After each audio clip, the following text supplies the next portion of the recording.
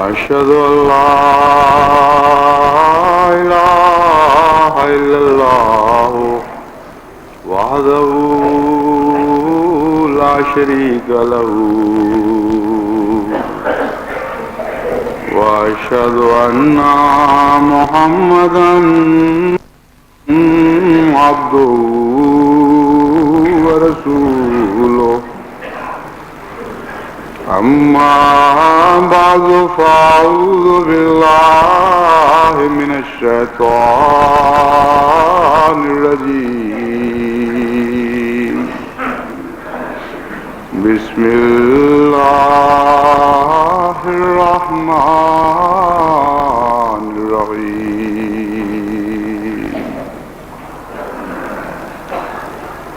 الحمد لله رب العالمين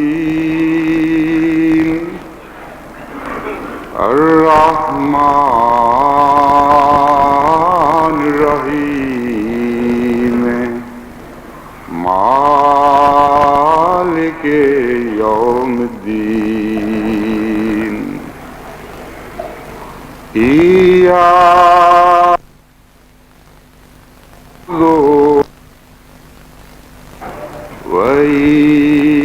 وإياك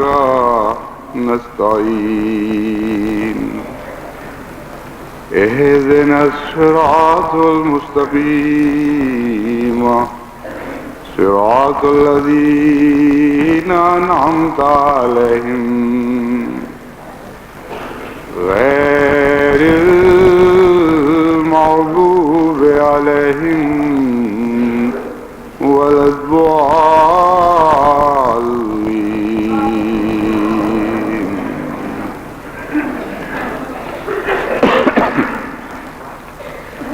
جوں جوں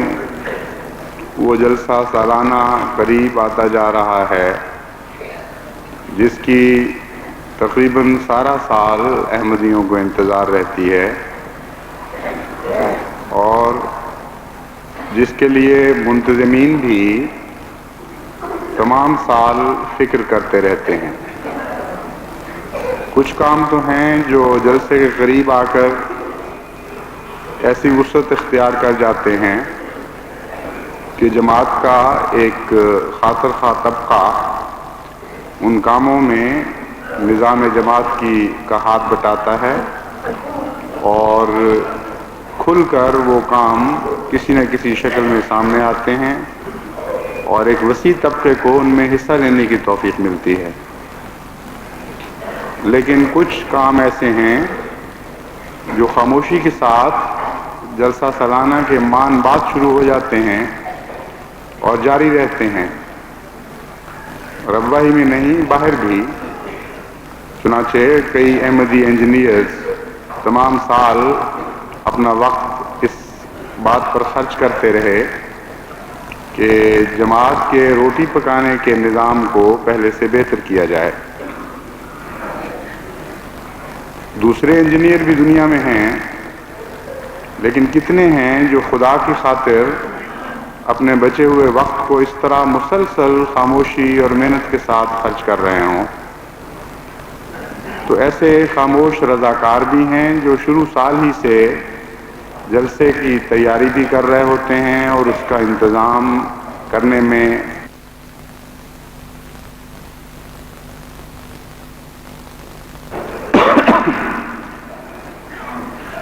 اور جب کہ جلسہ قریب آ چکا ہے یہ مختلف انتظامات تقریباً پایہ تکمیل کو پہنچ گئے ہیں. لیکن اس کے باوجود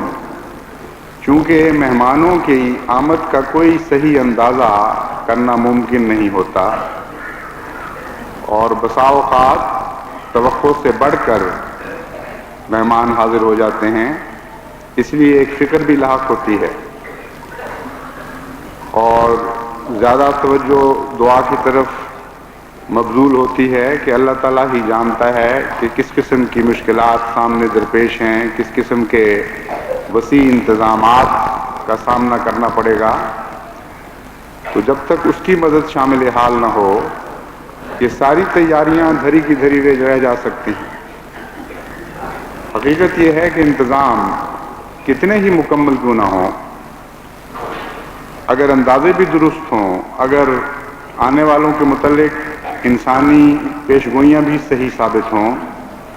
اور ان اندازوں سے زیادہ کا اندازہ لگا کر بھی انتظام مکمل کر لیے جائیں، تب بھی اگر اللہ تعالیٰ کا فضل شامل حال نہ ہو تو کوئی انتظام آسن رنگ میں نہیں چل سکتا۔ ہم نے لنگروں میں کام کیا ہے، ہمیں تجربہ ہے کہ بعض دفعہ ایسی چھوٹی چھوٹی باتیں پیدا ہو جاتی ہیں کہ سارا انتظام دھرے کا دھرا رہ جاتا ہے اور کچھ پیش نہیں چلتی۔ کبھی بارش آ جاتی ہے ایسے وقت میں، کبھی اچانک وہ مزدور جن کو ہم باہر سے بلاتے ہیں آپس میں لڑنے لگ جاتے ہیں، اور وہ لڑائی ایسی شدت اختیار کر جاتی ہے کہ سارا انتظام ایک طرف پڑا رہ جاتا ہے، اور جتنی روٹیاں پکنی چاہیے ان سے بعض دفعہ آدھی بھی نہیں پک سکتی۔ تو 100 قسم کے ایسے اندھیرے ہیں مستقبل میں جن پر انسان کا کوئی بس نہیں۔ اس لیے جوں جوں جلسہ قریب آ رہا ہے، احباب جماعت کو بڑے اخلاص کے ساتھ اور گریہ ازاری اور عاجزی کے ساتھ دعائیں کرنی چاہیے کہ اللہ تعالیٰ اس جلسے کو ہر لحاظ سے کامیاب و کامران فرمائے۔ آنے والوں کے لیے بھی مشکلات ہیں، پھر واپس لوٹنے والوں کے لیے بھی مشکلات ہیں۔ بہت دور دور سے ہمارے مہمان قریب آنے شروع ہو گئے ہیں، بیرونی ملکوں سے وفود پہنچ رہے ہیں، اور ابھی تو وہ سب یا ان کی اکثریت قادیان کے جلسے میں شمولیت کے لیے گئی ہوئی ہے، لیکن بہت جلد یہاں وہ آنے والے ہیں۔ اس لحاظ سے بہت سی ذمہ داریاں ایسی ہیں جن کو اہل ربہ نے بہرحال ادا کرنا ہے، اور دعا کی مدد کے بغیر آسن رنگ میں ان کو ادا نہیں کیا جا سکتا۔ اسی انتظام کے سلسلے میں سوچتے ہوئے مجھے یہ خیال آیا کہ وہ 100 سالہ جبلی کا جلسہ جو خدا تعالیٰ کے فضل سے بہت زیادہ وسیع ہوگا اور بہت زیادہ وسیع تر انتظام کے تقاضے لے کے آئے گا، ان کی ذمہ داریوں کو ہم کس طرح ادا کریں گے؟ بے شمار ایسے کام پڑے ہوئے ہیں جن کے لیے ابھی تک ہم نے جن کا آغاز بھی نہیں کیا، اور جیسا کہ میں نے بیان کیا تھا کئی سالوں کی مدت ہے ان کو تکمیل تک پہنچانے کے لیے، اور یہ بھی فکر لاحق ہوئی کہ پھر وہ روپیہ کہاں سے آئے گا جس کی ابھی ضرورت پیش آ گئی ہے، اور بعض دوست سمجھ رہے ہیں کہ آہستہ آہستہ آخر پہ ادا کر دیں گے۔ اسی لیے میں نے گزشتہ ایک جمعے میں اس کی تحریک بھی کی تھی، لیکن یہ اللہ تعالیٰ کا بڑا احسان ہے، غیر معمولی اس کی رحمت ہے، اس کا فضل ہے، اس کا کرم ہے کہ جتنی فکریں ساتھ پیدا کرتا چلا جاتا ہے اتنے ہی ساتھ ان فکروں کے دور کرنے کے سامان بھی مہیا فرماتا رہتا ہے، اور فکر کے نتیجے میں تکلیف نہیں آتی بلکہ تعلق باللہ بڑھتا ہے۔ یہ ایک ایسا نظام جاری ہے الہی جماعتوں کے ساتھ جس پر غور کریں تو معلوم ہوتا ہے کہ ہر فکر اللہ کا احسان بن جاتا ہے۔ چنانچہ گزشتہ مرتبہ جب میں نے 100 سالہ جبلی کے چندوں کی طرف توجہ دلائی تو ابھی وہ خطبہ تمام دنیا کی جماعتوں میں پوری طرح مشتہر بھی نہیں ہوا، لیکن بعض دور دور کی جماعتوں سے بھی، مثلا یوگنڈا اور اسی قسم کی اور ممالک، بڑی کثرت سے اطلاعیں آنی شروع ہوئی ہیں کہ اللہ تعالیٰ کے فضل کے ساتھ انہوں نے غیر معمولی توجہ شروع کی ہے، اور تحریک جدید کا چندہ بھی بعض دفعہ بعض صورتوں میں کئی گنا زیادہ بڑھا دیا ہے، اور 100 سالہ جبلی کے چندوں کی طرف بھی بڑے انہماک کے ساتھ توجہ کر رہے ہیں۔ تو اللہ تعالیٰ ان خبروں کے ذریعے پھر تسلی بھی دیتا ہے، اور پاکستان سے بھی جو خبریں موصول ہو رہی ہیں عموماً جماعتوں کی طرف سے وہ خوشکن ہیں، ایک بیداری کی لہر ہے اور تمام کارکن کیڑیوں کی طرح دن رات کام کر رہے ہیں اور کوشش کر رہے ہیں کہ گزشتہ کوتاہی کی پاداش ہو اور تلافی مآفات ہو۔ انفرادی طور پر بھی جو خط موصول ہوتے ہیں ان میں بھی بعض ایسی پیاری اور درخشندہ مثالیں سامنے آتی ہیں کہ دل خدا کے حضور سجدہ ریز ہو جاتا ہے کہ خود اس نے اپنے فضل کے ساتھ جماعت احمدیہ کو کیسے عظیم الشان فدائی عطا فرمائے ہیں۔ کل رات ہی ایک خط لاہور کی ایک خاتون کا میں نے پڑھا۔ اس خط میں انہوں نے یہ لکھا کہ میں ایک عام غریب سی عورت ہوں، لیکن بہرحال اپنے شوق کے مطابق میں نے بھی چندہ لکھوایا تھا۔ بعد میں کچھ ایسے حالات پیش آتے رہے کہ اپنا چندہ وقت کے مطابق سال بسال ادا نہ کر سکی، یہاں تک کہ وہ ایک ذمہ داری کا پہاڑ بن کر سامنے آ کھڑا ہوا۔ انہوں نے لکھا کہ جتنا بھی وہ چندہ تھا میری اپنی توفیق سے مجھے محسوس ہوا کہ بوجھ آگے نکل گیا ہے، اور اب جب آپ نے توجہ دلائی تو کئی دن تو میں نے بڑے ہی کرب میں گزارے۔ خدا کے حضور بہت روئی، گریہ ازاری کی کہ تو نے اپنے فضل سے وعدے کی توفیق بخشی تھی، تو ہی اسے پورا کرنے کی بھی توفیق عطا فرما۔ کہتی ہیں اسی دوران اپنے زیور پر مجھے میری نظر پڑی تو میرے دل میں خیال آیا کہ جو کچھ میرے بس میں ہے وہ تو پیش کر دوں۔ چنانچہ میں نے فیصلہ کیا کہ یہ سارا زیور چھوٹا ہو یا بڑا سارے کے سارا میں جماعت کے سامنے رکھ دیتی ہوں، تاکہ اپنے خلوص کا یہ ثبوت تو پیش کروں کہ جو کچھ میرے بس میں تھا وہ میں نے پیش کر دیا۔ صرف یہی نہیں بلکہ وہ کہتی ہیں کہ جب میں نے یہ فیصلہ کیا تو اس زیور سے مجھے ایسی نفرت ہو گئی کہ مجھے ایک آنکھ نہیں بھاتا، میرے دل پر یہ بوجھ بن گیا ہے۔ اس لیے خدا کے لیے اس زیور کو میرے گھر سے دور کریں اور مجھے بتائیں کہ میں کس کو ادا کروں تاکہ میرے دل سے یہ بوجھ اتر جائے۔ کیسا عجیب خدا ہے، کتنے احسان کرنے والا خدا ہے۔ ایسی پیاری جماعت عطا کی حضرت مسیح موعود علیہ الصلوۃ والسلام کو کہ قرون اولیٰ کے زمانوں کی یاد کو زندہ کر دیا۔ جب یہ خط میں نے پڑھا تو میرے دل سے دعا نکلی کہ اے اللہ اس عورت کو زیور ایمان سے آراستہ فرما، جیسا کہ اس نے کہا ہے، خواہش ظاہر کی ہے، اور سر سے پاؤں تک اس کے ظاہر و باطن کو اپنی رضا کے زیور سے آراستہ فرما دے۔ پھر میں نے سوچا کہ دنیا میں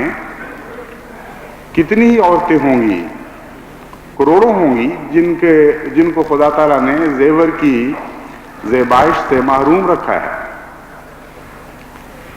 ان کے سر، ان کے ہاتھ، ان کے گلے، ان کے پاؤں خالی پڑے ہیں، لیکن کتنی ان میں سے ایسی ہوں گی جنہوں نے رضائے باری تعالیٰ کی خاطر خود اپنے آپ کو، اپنے ہاتھوں کو، اپنے سر کو، اپنے گلے کو اور اپنے پاؤں کو زیور سے ننگا کیا ہوگا، زیور سے عاری کیا ہوگا۔ بہت کم مثالیں ایسی نظر آئیں گی، اور اگر کوئی مثالیں ہوں گی تو ساری کی ساری جماعت احمدیہ میں ملیں گی۔ پہلے بھی جماعت احمدیہ کی تاریخ ایسے نظارے پیش کر چکی ہے، آج بھی کر رہی ہے اور آئندہ بھی کرتی چلی جائے گی۔ اور ہمیں یہ بھی علم ہے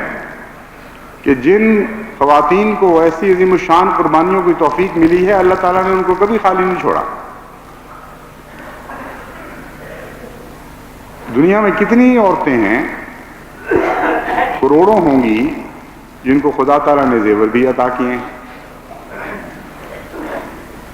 مگر کون ہے وہ زیوروں والی جو خدا کی نظر میں زینت کے لحاظ سے اس عورت کا مقابلہ کر سکے جس کے ہاتھ اور پاؤں اور سر اور گردن محض خدا کی خاطر زیور سے خالی ہیں. وہ لد بھی جائیں سر سے پاؤں تک ہیرو جواہرات میں تو اس عورت کی زینت کا مقابلہ نہیں کر سکتے. اور پھر احسان خدا کا ایسا ہے کہ وہ خالی کرتے ہوئے اپنے ہاتھوں کو اس کو یہ احساس نہیں ہوا کہ گویا میں قابل رحم ہو گئی ہوں، میں محروم ہو رہی ہوں. مان خدا تعالیٰ نے اس کے دل کو ایک ایسے جذبے سے بھر دیا کہ وہ زیور سے نفرت کرنے لگی،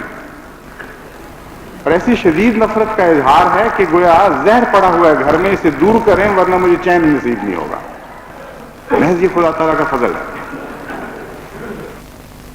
فکریں پیدا کرتا ہے یا فکر والے دل عطا کرتا ہے، وہی فکروں کو دور کرنے کے سامان بھی مہیا فرماتا ہے. اور اس ساری جد و جہد کا ماحصل کیا ہے؟ احمدی پہلے سے بڑھ کر اپنے رب کے قریب تر ہوتا چلا جا رہا ہے. تو یہ فکریں اور فکروں کو دور کرنے کا نظام تو محض بہانہ ہو گیا، پھر حقیقت ان کی کوئی بھی حیثیت نہ رہی. کام سارے خدا ہی نے کرنے ہیں اور کرتا چلا جاتا ہے، لیکن اس جد و جہد کے دوران ہمارا ماحصل کیا ہے؟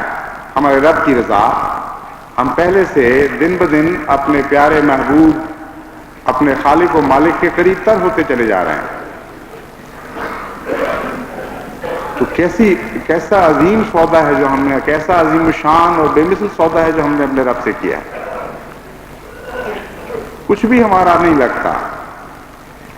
اور ہر دفعہ ہم اللہ تعالیٰ کی رضا کی دولت سے پہلے سے بڑھ کر مالا مال ہوتے چلے جا رہے ہیں. بس اسی سوچ میں غرق ہوتے ہوئے میرا خیال پھر جلسہ سالانہ کی طرف لوٹا جو اس دفعہ کا جلسہ سالانہ ہے. اور مجھے یقین ہوا کہ اگر ہم دعائیں کریں گے تو اللہ تعالیٰ اپنے فضل کے ساتھ ساری مشکلات دور فرما دے گا، سارے خطرات ٹال دے گا، اور اس جلسے کو ہر لحاظ سے خدا اپنے فضل کے ساتھ ایک نہایت کامیاب جلسہ ثابت فرمائے گا. لیکن جہاں تک جلسے کی حقیقی کامیابی کا تعلق ہے، جیسا کہ میں نے پہلے بھی توجہ دلائی تھی، اگر ہم عبادت کا حق ادا نہیں کریں گے تو اس کی ظاہری رونق اور ظاہری بہا اور ظاہری کامیابی کچھ بھی معنی نہیں رکھتی. وہ نقطہ عروج ہے مومن کے مقاصد کا. اگر عبادت کا حق ادا نہ کیا گیا تو یہ جلسہ تمام شان و شوکت کے باوجود ویران ہوگا. اس لیے میں ایک دفعہ پھر جماعت کو اس ذمہ داری کی طرف توجہ دلاتا ہوں. خاص طور پر گھروں میں اس بات کا چرچا ہونا چاہیے، اور ابھی سے یہ عزائم ہونے چاہیے کہ ہم انشاءاللہ تعالی نمازوں کے اوقات میں گھر خالی کیا کریں گے اور مساجد کو بھرا کریں گے. اس سلسلے میں انتظامیہ یہ مدد کر سکتی ہے کہ ہر محلے کی انتظامیہ اپنے ہر گھر کو ایسا چارٹ مہیا کرے جس کو وہ دیوار پہ آویزاں کر سکیں، اور اس پہ ان کے قریب کی مسجد کے اوقات صلاۃ لکھے ہوں، تاکہ ہر وقت اہل خانہ کو یہ یاد دہانی رہے. اور لکھا ہو کہ آپ کی مسجد اتنی دور ہے، اگر آپ 10 منٹ پہلے یا 15 منٹ پہلے نماز سے اپنے مہمانوں کو توجہ دلا دیں اور کھانے کے اوقات ایسے رکھیں کہ نماز کے اوقات میں مخل نہ ہوں، تو یہ ایک بہت بڑی خدمت ہوگی اور بہت بڑی سعادت ہوگی. اسی طرح جلسے کے اوقات بھی لکھے جائیں اور توجہ دلائی جائے کہ آپ اپنے مہمانوں کی مہمان نوازی کا حق ادا نہیں کر سکتی جب تک اس مقصد میں ان کی ممد نہ ہو جس کی خاطر وہ تکلیف اٹھا کر باہر سے تشریف لائے ہیں، اور وہ تو جلسے میں حاضر ہونا اور تقریروں سے استفادہ کرنا ہے. بس اگر آپ کے کھانوں اور ناشتوں اور مجلسوں نے ان کو اسی مقصد سے محروم کر دیا تو پھر اس کا کیا فائدہ؟ پھر تو یہ میزبانی نہیں ہوگی، یہ تو ایک ظلم ہو جائے گا۔ تو چند مختصر فقرے تعارفی اس قسم کے لکھ کر جلسے کے اوقات لکھے جائیں اور پھر شام کے پروگرام بھی ان کو مہیا کیے جائیں۔ یہ تو چھپے ہوئے نظارت اصلاح ارشاد کی طرف سے ملتے ہیں، وہ نظارت اصلاح ارشاد محلوں کو یہ مہیا کر سکتی ہے، اور ایک چھوٹا سا پمفلیٹ جیسا کہ میں نے بیان کیا ہے نمازوں کے اوقات کا اور ان نصائح کا، یہ 7 چسپاں کر کے تو ہر گھر میں تقسیم کریں۔ اور ان دنوں میں بھی جس طرح اطفال الاحمدیہ صبح کے وقت نمازوں کے لیے جگاتے ہیں صلی اللہ نبینا صلی اللہ محمد پڑھتے ہوئے، اس وقت بھی خصوصیت کے ساتھ اطفال الاحمدیہ کی یہ ذمہ داری ہو کہ وہ سارے ربوہ میں درود کا شور برپا کر، اور تہجد کے وقت سے لے کر نماز کے وقت تک ایک عجیب منظر نظر آئے ہمیں، لذت نگاہ بھی پیدا کرے اور لذت گوش بھی، کانوں کے لیے بھی لذت کا سامان پیدا ہو اور آنکھوں کے لیے بھی لذت کا سامان پیدا ہو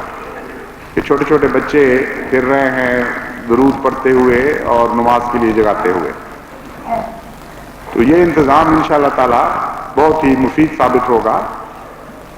ضرورت صرف بار بار نصیحت کرنے کی ہوتی ہے۔ اللہ تعالیٰ نے اپنے فضل سے احمدیوں کو سننے والے کان عطا کیے ہوئے ہیں، دل عطا فرمائے جو بڑی جلدی مائل ہو جاتے ہیں اور بڑی جلدی پگھل جاتے ہیں، تو ذرا سی توجہ کے نتیجے میں بہت بڑے فوائد ہم حاصل کر سکتے ہیں۔ اس ضمن میں ایک اور بات کی طرف بھی توجہ دلانا ضروری ہے کہ جلسہ سالانہ کو کارکنان کی ضرورت ہے، اور افسر جلسہ کو یہ شکایت ہے کہ کارکنان کا معیار گر رہا ہے۔ جس لگن اور قربانی اور جذبے اور روح کے ساتھ ایک زمانے میں احمدی بچہ اور احمدی نوجوان کام کیا کرتا تھا، اس معیار میں کچھ کمی آ گئی ہے۔ بعض لوگ جب میں ایسی باتیں خطبے میں بیان کرتا ہوں تو مجھے لکھتے ہیں کہ آپ نے یہ کیا اندھیر کر دیا، یہ کمزوریاں آپ کھل کر سب کے سامنے بیان کر رہے ہیں۔ تو ان کے خطوں کو مد نظر رکھنے کے باوجود میں بیان کر رہا ہوں اور بیان کرتا چلا جاؤں گا، کیونکہ اپنی کمزوریوں سے، ایسی کمزوریوں سے پردہ پوشی کرنا جو اصلاح طلب ہوں، یہ نیکی نہیں ہے، اپنی جان پر ظلم ہے۔ بے وجہ اپنی تعریف کر دینا، بے وجہ اپنے نقائص کو چھپانا، یہ حقیقتاً کوئی نیکی نہیں ہے، تقویٰ کے خلاف بات ہے۔ اس لیے جو کمزوریاں ہمارے سامنے آتی ہیں، ہمارا فرض ہے ان کو خوب ہوا دیں، کھول کر رکھیں اپنے سامنے، محسوس کریں، معلوم کریں کہ ہم کہاں کھڑے ہیں اور ان کو دور کریں۔ یہ طریقہ کار ہے قول سدید کا طریقہ کار، اور اس کے نتیجے میں لازماً اصلاح ہوتی ہے۔ یہ جو قرآن کریم کی آیت ہے، یا ایھا الذین آمنوا اتقوا اللہ قولوا قولا سدیدا یصلح لکم اعمالکم، اتنی پختہ، اتنی قطعی، اتنی یقینی ہے کہ کبھی بھی اس کا واقع خالی نہیں جاتا۔ تو آپ قول سدید اختیار کریں۔ یہ ہو ہی نہیں سکتا کہ قول سدید کے نتیجے میں آپ کو کوئی نقصان پہنچے۔ اس لیے جو کمزوریاں ہیں ان کو تسلیم کرنا چاہیے، ان کو دور کرنے کی کوشش کرنی چاہیے، اور اگر افسر جلسہ نے محسوس کیا ہے تو لازماً کمزوریاں ہوں گی۔ تو تمام کارکنوں کو میں توجہ دلاتا ہوں، اور مجھے یقین ہے کہ اس کے بعد افسر جلسہ کو انشاءاللہ کوئی شکایت پیدا نہیں ہوگی کہ وہ اپنے اخلاص کے معیار کو بلند کریں، اور بہت بلند کریں۔ حقیقت میں بعض دفعہ اخلاص کے ساتھ کام کرنا اور خدمت کرنا بھی ایک تبلیغ بن جاتا ہے۔ جلسہ سالانہ کے موقع پر ہی ایک دفعہ ایک ایسا وقت آیا کہ بارش ہو رہی تھی اور خطرہ یہ تھا کہ صبح مہمانوں کو ہم روٹی مہیا نہیں کر سکیں گے، اور نان بھائی اٹھ کر تندور چھوڑ کر بھاگنے لگ گئے۔ اس زمانے میں تو چھتیں بھی مہیا نہیں ہوا کرتی تھیں، بہت برا حال ہوتا تھا، کچے تنور اور بہت ہی وسائل کی کمی محسوس ہوتی تھی، اور پیرے والیاں تو پہلے ہی اٹھ کر بھاگ گئیں۔ اس وقت جتنے ہمارے اطفال تھے، روٹیاں جمع کرنے والے اور دوسرے کارکنان، ان سب کو میں نے اکٹھا کیا اور آدمی بھگائے کہ باہر سے بھی جتنے کارکن مل سکیں وہ آ جائیں، اور اس کے بعد ہم نے یوں کیا کہ پراتیں یا کنالیاں جو مہیا ہوا وہ ان کا نان بھائیوں کے سر پر لے کر کھڑے ہو گئے تاکہ ان کو بارش تکلیف نہ دے،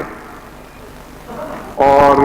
بچوں نے جیسا کیسا بھی ان کو پیڑا بنانا آیا انہوں نے پیڑے بنانے شروع کیے، اور اللہ تعالیٰ کے فضل سے ساری رات ہماری اسی طرح گزری۔ صبح نماز کے بعد ایک مولوی صاحب مجھے نظر آئے جو مجھے غالباً لڑکانے میں ملے تھے، سندھ سے تعلق رکھتے تھے اور بڑے شدید معاند احمدیت کے اور جماعت اسلامی کے وہ پیشرو لوگوں میں سے تھے۔ تو وہ آئے اور مجھے دوڑ کے گلے لپٹ گئے اور ان کے اوپر دقت طاری ہو گئی۔ میں نے کہا مولوی صاحب کیا ہوا آپ کو؟ انہوں نے کہا میں بیعت کر کے ابھی آ رہا ہوں، نماز کے بعد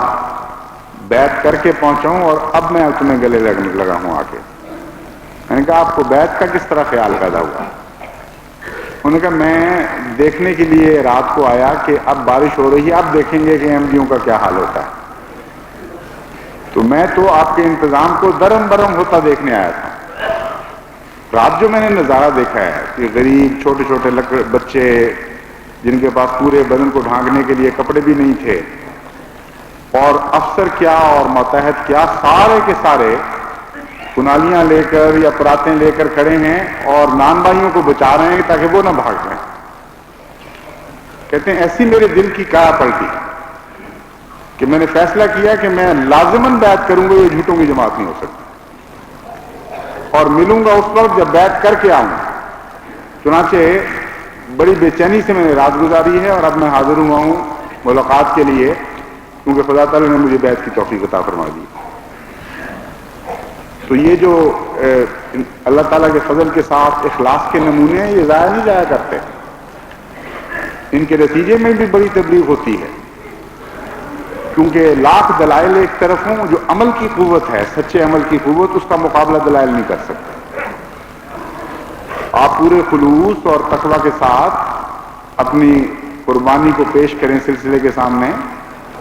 اور دعا کرتے رہیں کہ اللہ تعالیٰ آپ کو مشکلات میں ثابت قدم رکھے، کیونکہ جلسے کے پروگرام جب آگے بڑھتے ہیں تو بعض دفعہ اتنا بوجھ پڑ جاتا ہے بچوں پر اور کارکنوں پر کہ یوں لگتا ہے کہ انسانی طاقت میں نہیں ہے کہ اس کو اٹھا سکے۔ بعض دفعہ لگتا ہے کہ آدمی بے ہوش ہو کے کام کرتے کرتے گر پڑے گا، ایسی کیفیتیں بھی آتی ہیں، مگر انسان دعا کرتا رہے تو اللہ تعالیٰ اپنے فضل کے ساتھ ان کو آسان فرما دیتا ہے۔ ایک بات اب میں دکانداروں سے کہنی چاہتا ہوں۔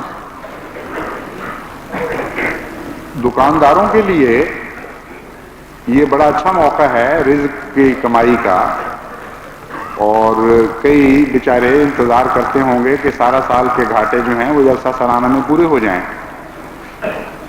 لیکن گھاٹے اس طرح پورے ہونے چاہیے کہ کوئی بڑا گھاٹا نہ کھا جائیں۔ یہ نہ ہو کہ دنیا کا گھاٹا پورا کرتے کرتے اپنی عاقبت کا گھاٹا مول لے لیں اور ایسا بددیانتی کا طریق اختیار کریں کہ جس کے نتیجے میں آپ کی عاقبت خراب ہو جائے۔ لوگ بڑے اخلاص سے باہر سے آئیں گے، بڑی بڑی امیدیں لے کر آئیں گے، بعض تو صرف اس لیے یہاں شاپنگ کرتے ہیں کہ ربا سے کچھ لے کے جانا ہے۔ جس طرح یہ ظاہر بات ہے جہاں محبت ہو، جہاں انسان سمجھے کہ ایک نیکی کی آماجگاہ ہے، وہاں کی ظاہری چیزوں سے بھی اس کو پیار ہو جاتا ہے۔ بس جس طرح مکے اور مدینے میں لوگ جاتے ہیں یا دوسرے مقدس مقامات پر، مثلا ہندوستان میں اجمیر شریف اور دوسری جگہوں پہ، تو وہاں کی نشانیاں لے کے آتے ہیں۔ اب یہ تو نہیں کہ ان کو کسی چیز کی ضرورت ہے جو وہیں سے ملتی ہے، وہ صرف پیار کے ایک اظہار کے طور پر وہاں کی نشانی لے کے آتے ہیں۔ تو ہمارے پاس بھی کئی احمدی جو حج کر کے آتے ہیں یا عمرہ کر کے آتے ہیں، ایک دفعہ مدینے کی جان نماز لے لی، کہ مدینے کی ایک تسبیح لے لی، اس قسم کی چیزیں وہ لے کے آتے ہیں، اور کوئی اور مقصد نہیں ضرورت کا، صرف ایک محبت کا اظہار ہے۔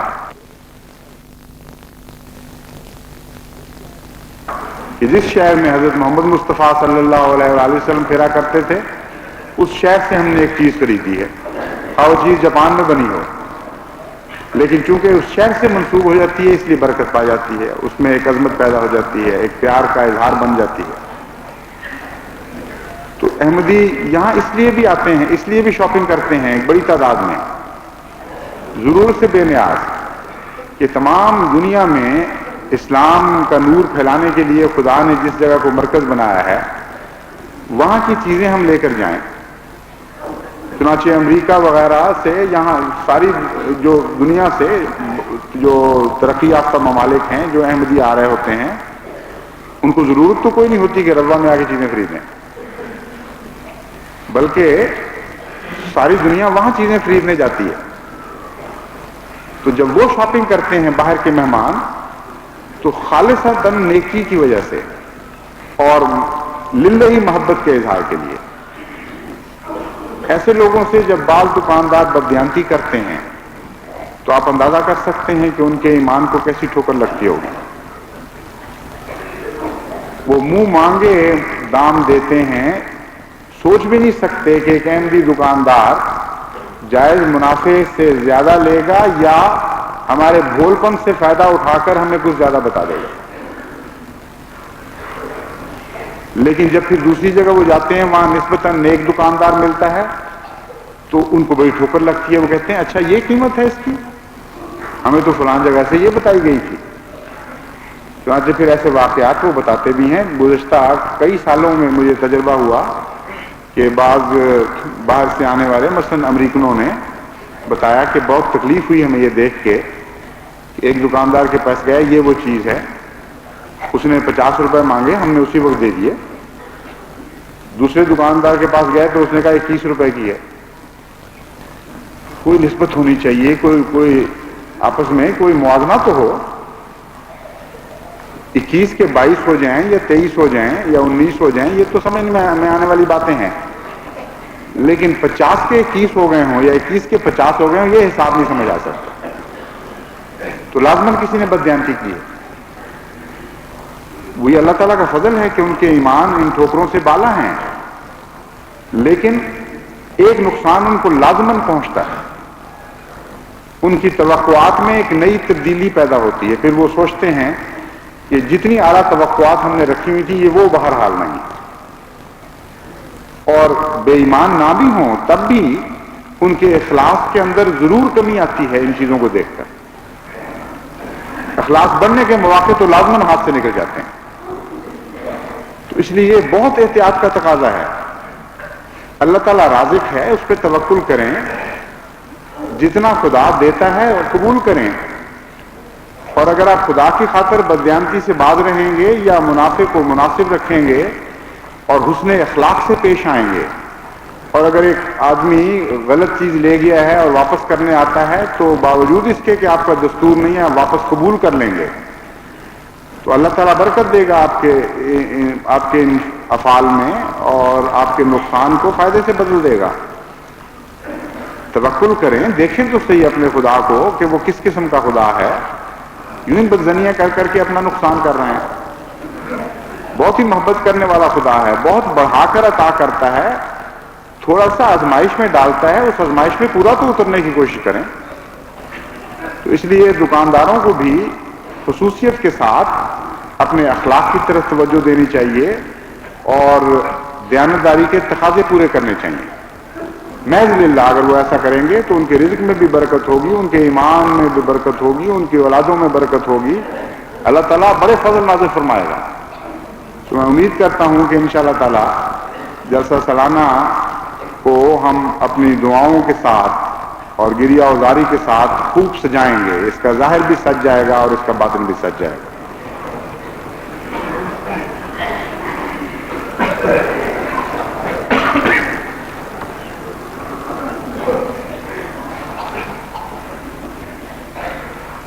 الحمدللہ نحمدہ ونستعینہ ونستغفرہ ونؤمن بہ